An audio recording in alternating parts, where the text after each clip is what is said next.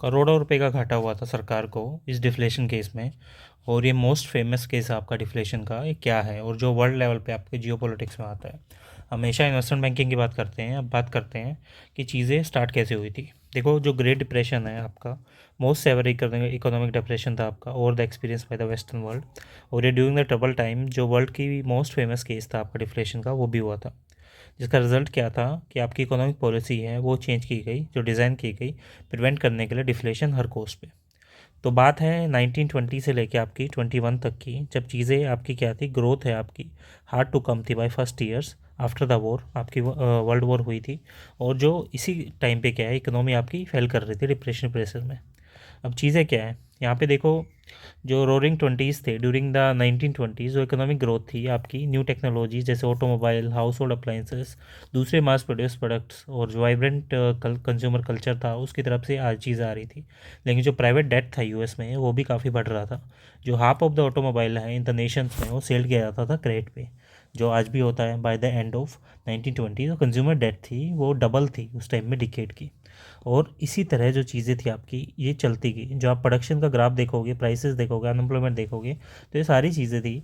लोग क्या थे, highest standard of living maintain करना चाहते थे in the history of world 1927 के आसपास। लेकिन चीज़ें क्या थी, उतनी थी नहीं। अब बात क्या हुई यहाँ पे, इनकम इनइक्वालिटी थी। जो जीडीपी ग्रोथ थी आपकी ड्यूरिंग दिस पीरियड वो एक्सट्रीमली स्ट्रॉन्ग थी। जो रोरिंग ट्वेंटीज़ थी वो एक डार्क साइड थी। और इनकम इनक्वालिटी थी आपकी ड्यूरिंग द एरा वो हाईएस्ट थी अमेरिकन हिस्ट्री में। और बाय 1929 जो इनकम थी टॉप 1% की, वो इंक्रीज़ हुई आपकी 75% से। जो income for the rest of people है 99%, वो इंक्रीज़ हुई ओनली बाई 8%। अब जो टॉप 1% थे आपके 12,30,000 अमेरिकन थे।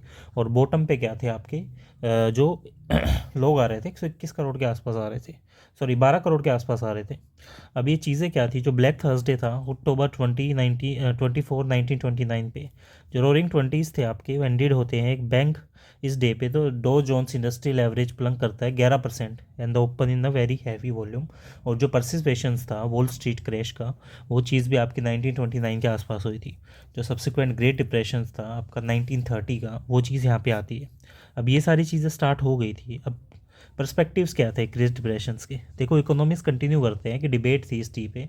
जो कोज ऑफ ग्रेट डिप्रेशंस था वो 3 पर्सपेक्टिव से था आपका। आपकी वॉल स्ट्रीट क्या बोलती है, पैनिक था स्टॉक मार्केट क्रैश का। अप्रोच 1 क्या बोलती है, आपके रिड्यूस थे इंटरेस्ट रेट, मॉनेटरी पॉलिसीज़ थी आपकी। और जो मन केरेंट सा करते हैं, जो आपके कोजेस थे ग्रेट डिप्रेशंस के, वो lack of the aggregate demand थे। और जो बेसिकली सब्जेक्ट बनता आपका मोस्ट इन्फ्लुएंशियल वर्क का, जो जनरल थ्योरी थी अनएम्प्लॉयमेंट की, आपकी इंटरेस्ट की, मनी की, वो पब्लिश की गई 1936 में।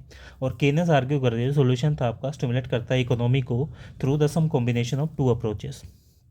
अप्रोच 2 क्या थी, गवर्नमेंट की इन्वेस्टमेंट्स थी इंफ्रास्ट्रक्चर के अंदर, फिजिकल पॉलिसीज़ में, वो चीज़ यहाँ बोल सकती हो आप। और जो डिफ़िकल्टी थी वो लाई करती है आपकी डेवलपिंग न्यू आइडियाज़ में, जो एस्केप करते हैं पुराने से। जॉन मैडन केनिस रिप्रेजेंटेटिव ब्रिटिश ट्रेजरी को ये चीज़ बोलते हैं। और जो आपके मोनेटरिस्ट थे, मोनेटरिस्ट जैसे मिल्टन फ्राइडमैन, जो इस जो कोज ऑफ ग्रेट डिप्रेशन देखते हैं, फॉल होता है आपका मनी सप्लाई में। और जो फ्रीडमैन और स्क्वेडर्स थे वो आर्ग्यू करते हैं जो लोगों को ज़्यादा मनी होल्ड करनी है देन द फेडरल रिजर्व, वो सप्लाई करते हैं इस चीज़ को। और रिजल्ट क्या है, पीपल होल्ड करते हैं मनी को बाय कंज्यूमिंग द लेस, जो एक कोज करता है कॉन्ट्रैक्शन इन द एम्प्लॉयमेंट। और जो प्रोडक्शन है आपकी उसी हिसाब से आती है। जो प्राइसेस आपके फ्लेक्सिबल इनफ नहीं थे जो इमीडिएटली यहाँ पे फॉल हो सके, और उसी हिसाब से चीज़ें यहाँ पे चल रही थी। और जो ग्रेट डिप्रेशन था दूसरे लोगों की तरह, जो सैवरी अनएम्प्लॉयमेंट थी जो प्रोड्यूस की जाती थी गवर्नमेंट मिसमैनेजमेंट के द्वारा, वो बेसिकली इनहेरेंट इंस्टेबिलिटी थी प्राइवेट इकोनॉमी की। और इसी तरह से चीज़ें यहाँ पे चल रही थी। अब ऑस्ट्रियन क्या बोलता है, ऑस्ट्रियन इकोनॉमिस्ट आर्ग्यू करता है जो ग्रेट डिप्रेशन था वो इनएविटेबल आउटकम था आपका मॉनेटरी पॉलिसीज़ का फेडरल रिजर्व में ड्यूरिंग द 1920। और उसी हिसाब से चीज़ें चल रही थी।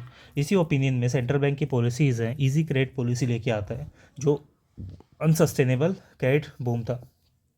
अब जो आपका 1929 से 1932 के बीच में वर्ल्ड वाइड जीडीपी आपकी फेल हुई थी, जो एस्टिमेट करती है 15% से। और जो रिप्लेशन हिट था आपका पर्सनल इनकम पे, टैक्स पे, रेवेन्यू पे, प्रॉफिट्स पे, वो प्लंग करता है। इंटरनेशनल ट्रेड आपका इसमें गिर जाता है मोर देन 50% के हिसाब से। ये सबसे बड़ा डिफ्लेशन का हिट था। इसी चीज़ में 1929 से 1932 के बीच में चेंजेस होता है इकोनॉमिक इंडिकेटर्स में।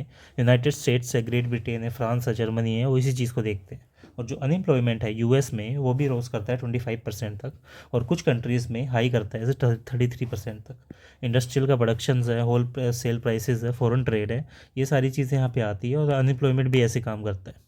अब जो स्टैटिस्टिक्स हैं ये बेसिकली आपकी पार्ट थी टिप 2 का। इसी हिसाब से आपके आइसबर्ग और बाकी थ्योरी स्टार्ट हुई थी, जिससे डिप्रेशंस का ज़रिया था। लेकिन वर्ल्ड वॉर 2 के बाद चीज़ें ठीक नहीं होनी शुरू हुई थी। डिफ्लेशन की वजह से पूरा वर्ल्ड इम्पेक्ट हुआ था, क्योंकि अमेरिका में आया तो इससे फेडरल रेट्स घट गए, और वो चीज़ बेसिकली आपके लिए काफ़ी दिक्कतें करती है बाकी चीज़ों के लिए भी। तो मिलते हैं next video for the more updates. मिलते हैं आपके फाइनेंस रिलेटेड। चैनल सब्सक्राइब कर लो और द मोर कॉन्टेंट।